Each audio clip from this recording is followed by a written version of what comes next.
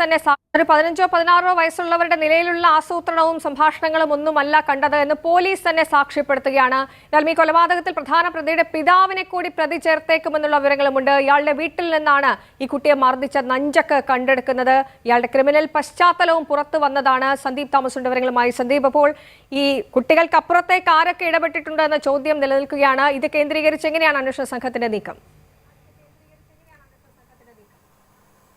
ശീതൾ, ഈ സംഭവത്തിൽ ആദ്യഘട്ടം മുതൽ ഉയരുന്ന ഒരു ആരോപണം ഇതിൽ കുട്ടികൾ മാത്രമല്ല, ഇവരുടെ രക്ഷിതാക്കളോ അല്ലെങ്കിൽ ഇവരുമായി ബന്ധമുള്ള ആളുകളോ ഉണ്ട്. ഒന്നാമത് ഈ ആക്രമണത്തിൻ്റെ രീതി, മറ്റൊന്ന് ഈ പറയുന്ന കേസിൽ പ്രതികളായിരിക്കുന്ന വിദ്യാർത്ഥികളുടെ 10ാം ക്ലാസ്സുകാരുടെ പശ്ചാത്തലം.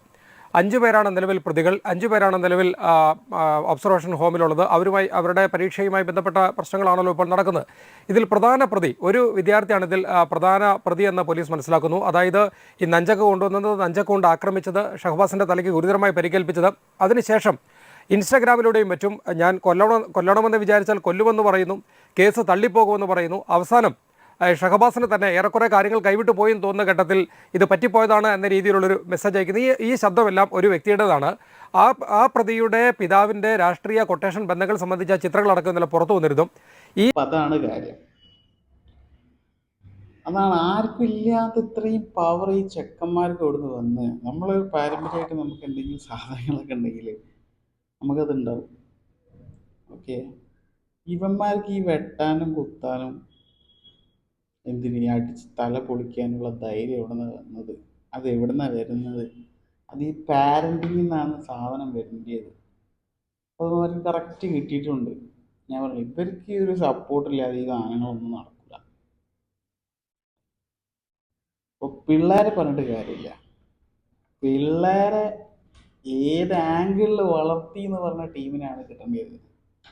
അപ്പോൾ കറക്റ്റ് മനസ്സിലായില്ലേ എവിടെ നിന്നാണ് സാധനം വന്നതെന്ന്. ഇവർക്ക് ഈ മണി പവർ മാത്രമല്ല, മസിൽ പവറും കൂടി വേണം.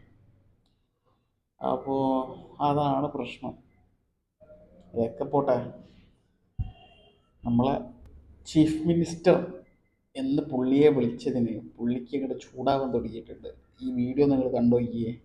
മിസ്റ്റർ ചീഫ് മിനിസ്റ്റർ, അങ്ങ് 9 വർഷം കേരളത്തിന്റെ മുഖ്യമന്ത്രിയായിരുന്നു.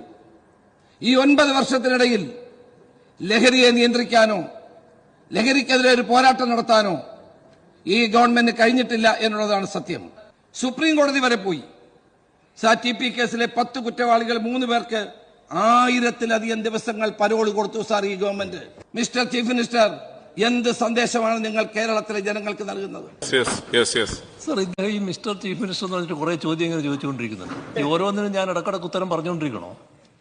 വേണമെങ്കിൽ അതാകാം, അതാണ് ഉദ്ദേശിക്കുന്നതെങ്കിൽ. നാട് നേരിടുന്ന പ്രശ്നം എന്താണെന്ന് മനസ്സിലാക്കാൻ കഴിയണം. ഇടക്കിടക്ക് മിസ്റ്റർ ചീഫ് മിനിസ്റ്റർ എന്ന് പറഞ്ഞ ഒരു ചോദ്യം ചോദിച്ചാൽ മാത്രം പോരാ. നാടിന്റെ പ്രശ്നം എന്താണെന്ന് മനസ്സിലാക്കാനാവണം. നിങ്ങളാണ് കേരളത്തിന്റെ മുഖ്യമന്ത്രി, നിങ്ങളാണ് കേരളത്തിന്റെ ആഭ്യന്തര വകുപ്പിന്റെ ചുമതലയുള്ളയാൾ. നിങ്ങളെ കുറ്റപ്പെടുത്തും. അതിനെന്തിനാണ് അങ്ങ് ഇത്ര അസഹിഷ്ണുത കാണിക്കുന്നത്?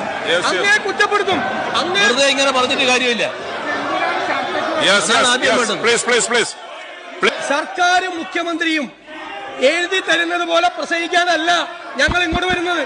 നമ്മൾ ഈ പിള്ളേരെ ചുമ്മാ ഈ 2K പിള്ളേരെ അവരെ കുറ്റപ്പെടുത്തുന്ന ഈ കാര്യം, കാരണം അവർ മെൻ്റലി അവർക്ക് നമ്മളെല്ലാ കാര്യങ്ങളും നമ്മളെന്നല്ല, ഈ പാരൻസ് എല്ലാ കാര്യങ്ങളും പ്രൊവൈഡ് ചെയ്യുന്നുണ്ട്. വണ്ടി ഇനിയിപ്പോൾ സ്കൂൾ എന്താ പറയുക ആനിവേഴ്സറിക്ക് ആണെങ്കിൽ അതിന് പ്രീമിയം വണ്ടികളൊക്കെ, നമ്മളൊക്കെ എന്താ പറയുക പ്രീമിയം വണ്ടികൾ എപ്പോഴെങ്കിലൊക്കെ ഉള്ളിൽ കയറി അവൈലബിലിറ്റി ഉണ്ട്. റെന്റ് എടുക്കാൻ പറ്റും. വണ്ടികളുണ്ട്. ഇപ്പോൾ സ്വന്തമായിട്ട് വണ്ടി ഇല്ലെങ്കിലും റെന്റൽ സാധനങ്ങളുണ്ട്. അവന്മാർക്ക് അത് എടുക്കാൻ പറ്റും. ഞാൻ നോക്കുന്നത് നമ്മളൊക്കെ ആ സമയത്ത് എന്താ പറയുക മറ്റേ ഒട്ടിക്കുന്ന സാധനമില്ലേ, അതൊക്കെ ഒട്ടിച്ചിട്ട് ക്ലാസ് റൂം ഡെക്കറേറ്റ് ചെയ്തിരിക്കും. നമ്മൾ ആനുവൽ ഡേക്ക് സെലിബ്രേറ്റ് ചെയ്യാം, ബലൂണ് വീർപ്പിച്ചിട്ട്. ഏതാല്ലേ ഇവന്മാര് റേഞ്ച്. ഞാനിപ്പോൾ ഒരു വീഡിയോ കണ്ടതാണ്. ഇവന്മാർ ഏതൊരു ഇനോഗ്രേഷൻ അല്ല ഒരു ആനുവൽ ഡേൻ്റെ ഒരു സാധനമാണ് കിട്ടുന്ന വണ്ടിയൊക്കെ, ഏതൊക്കെ പ്രീമിയം വണ്ടിയൊക്കെ ഇടുന്ന് കറക്കണേ.